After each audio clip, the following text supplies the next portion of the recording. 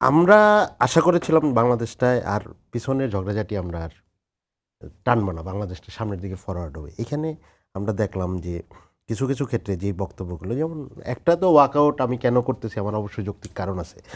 আমি একদম যদি স্পেসিফিক বলি, তো ভাই বলতেছেন যে এই বিলগুলো পরেও তোলার সুযোগ আছে। আসলে কিন্তু লিগালি 1 মাসের মধ্যে জিনিসটা পাস না হলে এই জিনিসটা শেষ।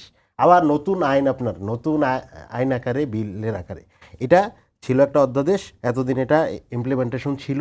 যদি 1 মাসের মধ্যে এটা রেটিফাই করা হইতো তাহলে এটা আইনে পরিণত হয়েছে, তার মানে কোনো ব্রেক নেই। কিন্তু এখন কিন্তু আর এই আইনের কোনো কার্যকারিতা নেই। আবার নতুন আপনি যদি আইন করেন সেই ক্ষেত্রে কার্যকারিতা।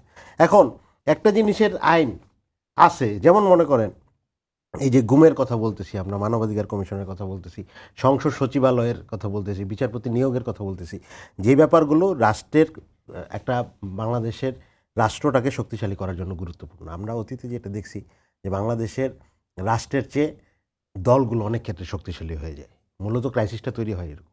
যে আমি মনে করেন আমি ফোর্সে ভোটের মাধ্যমে আসলাম, আইসা আমি মনে করতেছি যে আমার মানে পাওয়ারটা আরও বেশি সিকিউর করতে হবে, তখন আমি রাষ্ট্রীয় যন্ত্রকে কাজে লাগাচ্ছি। এই আইনের লুফলসটা থেকে বের হওয়ার জন্য, হ্যাঁ আমরা দেখেছি, তো এই লুফলস থেকে বের হওয়ার জন্য, হ্যাঁ লুফলস থেকে বের হওয়ার জন্যই কিন্তু রাষ্ট্রকে শক্তিশালী করেন। যেমন বিচারপতি নিয়োগ, এরপরে হচ্ছে সংসদ সচিবালয়, বিচার বিভাগ যদি স্বাধীন হয় তাহলে অতীতে আমরা যেমন দেখছি মানে one kind of kangaroo court, ওই ফরম্যাটে আমাদের আর যাইতে হয় না। তো আজকেও কিন্তু সাবেক বিচারপতি আমির মতিন সাহেব বলেছেন যে এই দুইটা অধ্যাদেশ হৃৎপিণ্ডে হাত দেওয়া হয়েছে।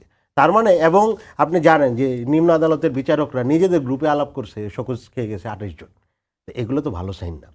যেই আমরা দেখতেছি যেই অধ্যাদেশগুলো আসলে বিএনপির ক্ষমতাকে সুসংহত করতেছে, ওনারা এগুলো অন্তর্বর্তীকালীন না কোনকালীন ওটাতে কোনো প্রবলেম নেই, নিজেরা রেটিফাই করে ফেলতেছি। আর যেগুলো হচ্ছে রাষ্ট্রযন্ত্রকে শক্তিশালী করার ব্যাপার, ওগুলোর ক্ষেত্রে হচ্ছে পরে করব, পরে বিল আনবো, আরও আলোচনা করব, এই ধরনের একটা মানে করতেছি এইরকম করে একটা টাইম পাসের ব্যাপার আছে।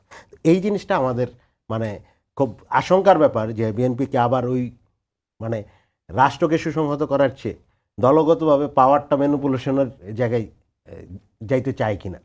কারণ ওটা যদি যেতে চায় তাহলে গণ অভ্যুত্থানের আকাঙ্ক্ষাটা আসলে মানে ব্যাহত হবে।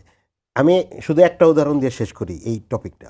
দেখেন, স্থানীয় সরকারে নির্বাচিত প্রতিনিধি, বিএনপিও তাদের 31 দফায় এবং এ বলছে যে নির্বাচিত, গণতান্ত্রিকভাবে নির্বাচিত। কিন্তু যখন মানে 5 আগস্ট পরবর্তী একটা বাস্তবতা দেখা গেল যে সব পালাইছে, এই জন্য প্রশাসকের দরকার পড়ছে। আমি অন্তর্বর্তীকালীন সরকারের কোনো কিছু ডিফেন্ড করতে আসিনি, আমি তো অন্তর্বর্তীকালীন সরকারের কেউ না, কিন্তু তখন একটা আলাদা সিচুয়েশন ছিল, এটা তো আমরা বুঝছি, নাহলে তো অন্তর্বর্তীকালীন সরকারও দরকার পড়তো। তো স্থানীয় সরকারের অধ্যাদেশটা তখন দিল। কিন্তু এখন তো একটা নির্বাচিত গভর্নমেন্ট আছে, তার নির্বাচন দিতে সমস্যা কই? এখন কেন এটারে আইনে পরিণত করতে হবে যে আমার প্রশাসক আমি রাখবো? এটার তো দরকার নেই। গণতান্ত্রিকভাবে যেই নির্বাচিত সংসদ, সে তো একটা মানে গণতান্ত্রিক প্রক্রিয়ার বাইরে আরেকটা প্রক্রিয়ার দিয়ে হাঁটতে পারে না, ওটা স্পেশাল কিছু তৈরি হইতে পারে। তো এইটা লেফস না করে আমি গুমের অধ্যাদেশটা লেফস করলাম, এটা লেফস না করে আমি যেইটা বিচার বিভাগ স্বাধীন করার ক্ষেত্রে আরও আগাচ্ছে ওইটা লেফস করলাম। এইটাই কিন্তু আমার মাইন্ডসেটটা বোঝা যায় যে আমি আমার ক্ষমতা সুসংহত করার জায়গা থেকে আমি যেগুলো আমার জন্য ইজিয়ার মনে করতেছি ওগুলোকে আমি মানে আইনে পরিণত করতেছি, আর বাকিগুলো বলতেছি পরে করব। আমরা এই ব্যাপারে মানে খুব আপোষহীন মুখের কথাই বলতেছি, অথচ আইনগুলো কিন্তু পাশ আর হইল না এবং আইনগুলো কিন্তু ল্যাপস হয়ে গেল।